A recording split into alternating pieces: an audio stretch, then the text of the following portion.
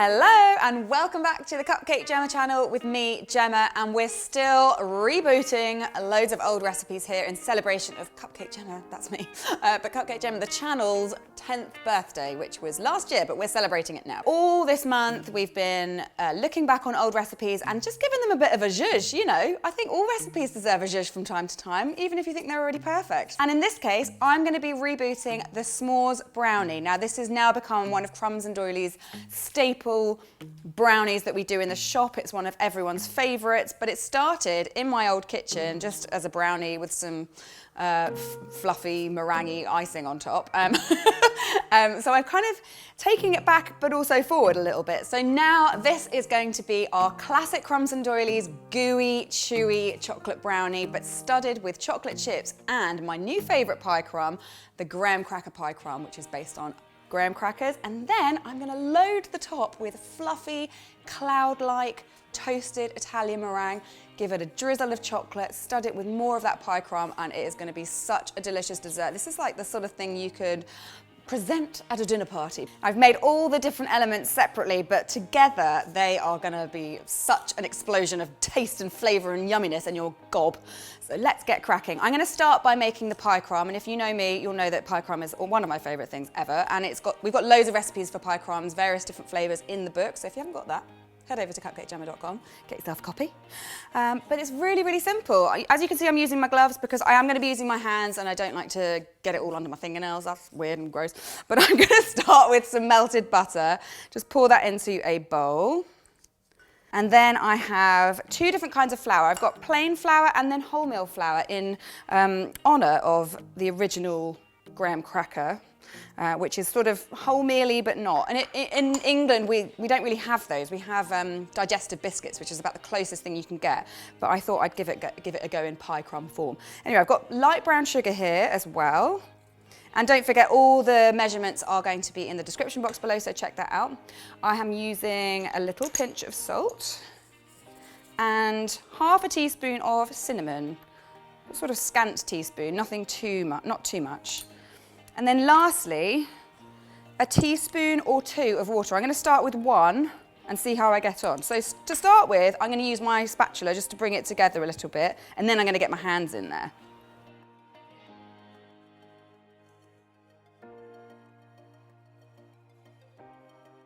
And with this hand movement that I'm doing, this sort of scooping and then rubbing, what I'm doing is breaking up any of the really big clumps that have happened, but also sort of smushing together some of the smaller ones. So what I'll end up with is a variety of sizes, but all nice and sort of smooth and, what are they called? Smooth and rubbly. Now, if you were joining us last weekend at the live bake-along over on Patreon, and then thank you for coming. Thanks for joining us over there. And if you missed it, don't worry. You can still join up to Patreon anytime, join our bake club if you're in a position to do that. Really help support the channel, and we will announce another bake-along very soon, so watch that space. Anyway, I think my pie crumb is sufficiently crumbed. I have a baking sheet here, which I've just secured with a bit of bulldog action. Just scatter it over the top of your baking sheet and then spread it out a little bit more evenly. So I've already got my oven preheated to 170 degrees C. I am going to bake these for 10 to 12 minutes. You want to check them at 10 and just make sure that they're not really squishy to the touch and they're sort of just about turning ever so slightly golden. Obviously, they're already a little bit brown, so it's a bit difficult to tell, but you'll know just by the touch. Anyway, I'm going to get on with making the brownie, and this is our classic Crumbs and Doyley's brownie recipe with just a few tweaks, because I'm adding a bit of chocolate chips, and of course my pie crumb, which I've actually already made. It's really hard not to just eat this and nibble on it all day long. So the first thing I'm going to do is line my tin. Now, I'm going to be doing mine in a tart tin, but if you want, you can do it in just a regular tin or whatever, but this is an 8-inch fluted tart tin, and that means I can't line it like I would a normal brownie tin. So I am going to first of all grease it with my trusty grease cake relief spray. That's just the easiest way of doing it. If you want, you can do it with a pastry brush and a bit of butter or oil, if you've got the time and the inclination to do that. And I'm also going to just do the base as well. But then, just to help it to prevent it from sticking, I have some cocoa powder here, and I'm going to use that to dust the inside of my tin, like you would sometimes with a sponge cake and flour.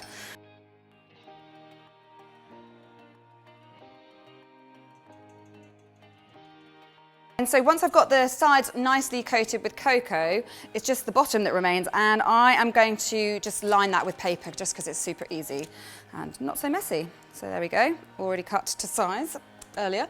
So just pop that in, and that is your tin ready. Whew, little cloud of cocoa there. That's your tin ready.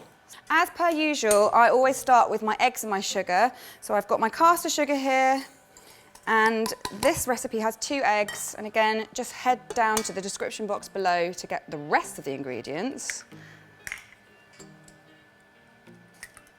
And then just on a medium speed, whisk that for 2 or 3 minutes, just until it doubles in size and goes really nice and fluffy.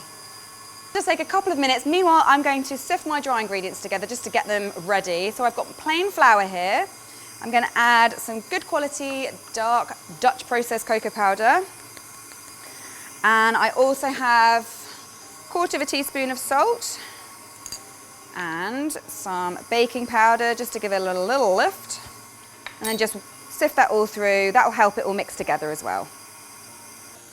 Right, that's ready. Now, earlier on, before I started, I melted my chocolate and my butter together, just in the microwave. Now that it's ready, I'm gonna just put this onto the lowest speed and pour it in, and make sure you scrape every last bit of chocolate in there.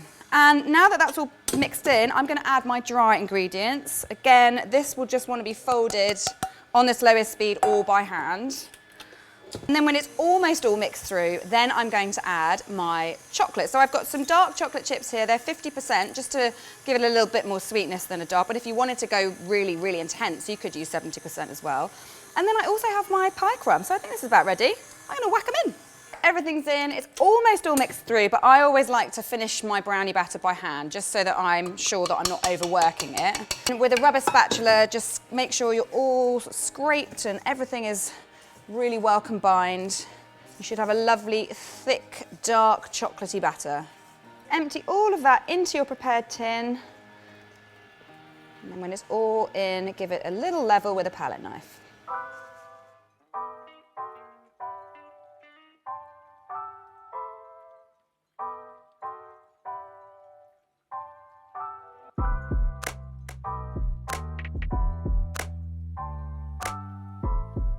Lovely. Now I'm going to bake this at the same temperature as the pie crumb, so 170 degrees C, which in a fan assisted oven. I'm going to start with 25 minutes. I want to bake it between 25 and 28 minutes, but I'm going to stick a skewer in it at 25. You always want the skewer to come out a little bit sticky because you don't want to overcook your brownie.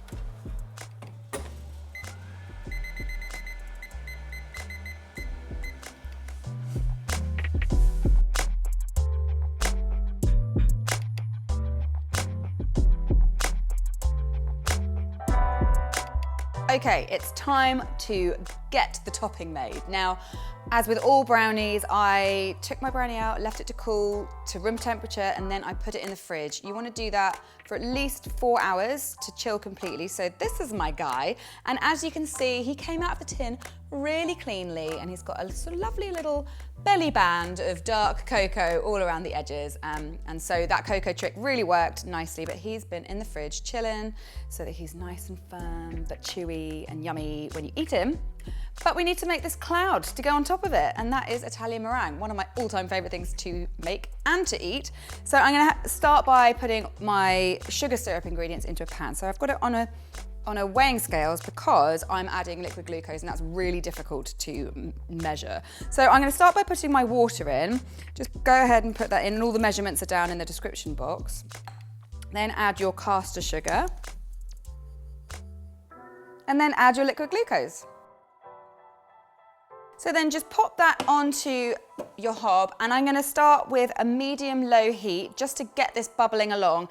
Turn it on and let it bubble away, and then put your sugar thermometer in because you do need to keep an eye on the temperature. When this mixture hits 112 to 115 degrees C, that is when you get busy with your eggs. So when it reaches that temperature, you can go ahead and put your egg whites in, along with a little bit of cream of tartar. That's just going to help to stabilize the egg mixture. Get it whisking, start on a slow speed just to build up the strength in the proteins, and then get it onto a medium to high speed. And then by the time it reaches a soft peak consistency, your sugar syrup should have reached that all-important 118 degrees C, at which point you need to get it off the heat. With the whisk still going around really fast, being very careful not to hit the whisk with your hot sugar syrup, pour that down the inside of the bowl. And once it's all in, you can just let that whisk on a high speed. It'll take anywhere between 10 and 20 minutes. Make sure it's cool to the touch when you finish and you've got lovely, soft but curling over peaks when you pull your whisk out.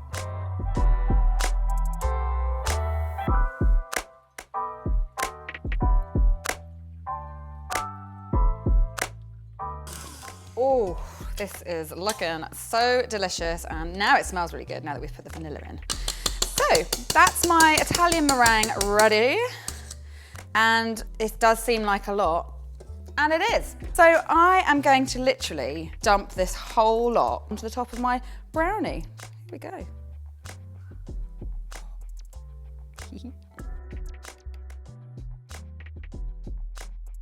So with all my Italian meringue on in a big, massive mound, I'm gonna use my palette knife, my regular, straight, big palette knife, to gently guide my Italian meringue all over the surface of my brownie and create a really nice dome.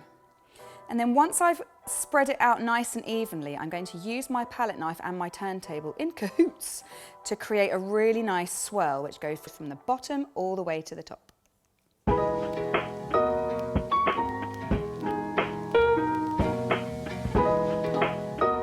Right, so that's my swirly whirl done and dusted. I think it's looking fabulous, but it needs to be s'mored, guys, because a s'mores brownie is not a s'more without your trusty blowtorch, everybody. Now, if you don't have a blowtorch, you could try and do this under the grill. Do take care, because obviously it's now domed, so the top will go first, and then the bottom might take a while to catch up. So, but you could give it a go. I would say don't put it too close to the top of the grill. But the real tea is to get yourself a blowtorch, you know? Because that's what all the cool kids are doing. Are you ready? I am. Here we go.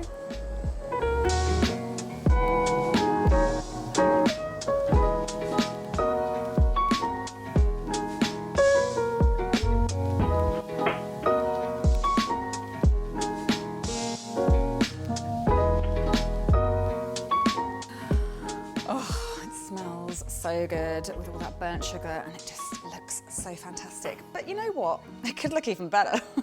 So I'm gonna make it happen. I have some melted chocolate here, and in the style of the original s'mores brownie, I'm just going to just drizzle it all over the place and then sprinkle it with some more pie crumb. Here we go.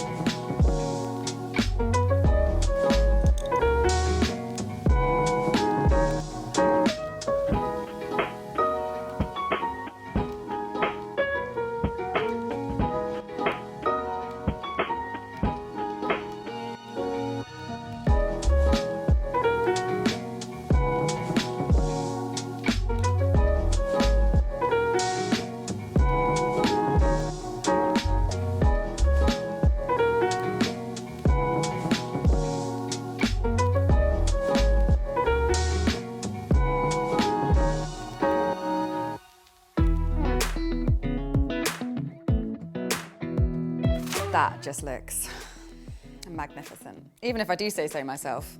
So let's get a bit of everything. Oh, yum.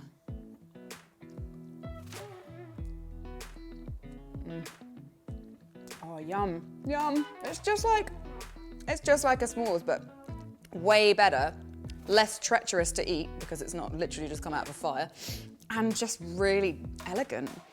I would definitely have this at a dinner party, and you should too. And these little nuggets of pie crumb with a hint of cinnamon. It's a delight. Absolutely gorgeous. I hope you guys give this a go. Please do let me know if you bake this by using hashtag CupcakeJemma on Instagram, or if you're a member of the Bake Club, you can now post your pictures on a special chat thread that we've got there. We all check them out and give them the thumbs up. more often than not. And yeah, we love hearing from you there. So make sure you head over to patreon.com/CupcakeJemma to join the Bake Club if you haven't already. In other news, Sally is back next week with a little romantic vintage cake for you guys, for you lovebirds out there. And if you haven't subscribed to the channel yet, why the heck not? Make sure you do that. Click on the notification bell to make sure you get notified every time we upload. Listen, I need a moment with this amazing new version of an old favourite because it is just so delicious. It's messy though. Sorry everyone.